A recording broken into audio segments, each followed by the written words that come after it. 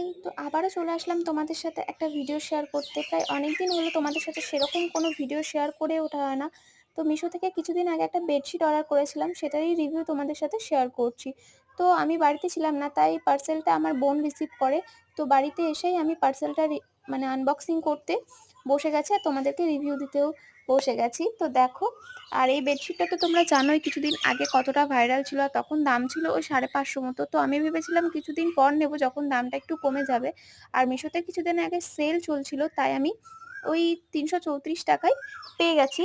তো বেশ ভালো। আমার তো মনে হয় যে এই বেডশিটটার মেন আকর্ষণ এই কুশন দুটো, এর জন্যই মূলত সবাই অর্ডার করছে এই।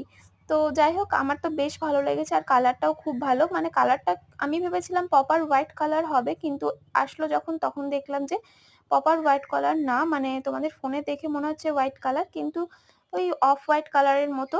তো দেখো, বালিশের কভার দুটো খুব বড় আর জিগজ্যাগ প্যাটার্ন করা আছে, সাথে চেন আছে, তোমরা খুলে ওয়াশ করে নিতে পারবে। তো বেডশিটের কোয়ালিটিও খুব ভালো।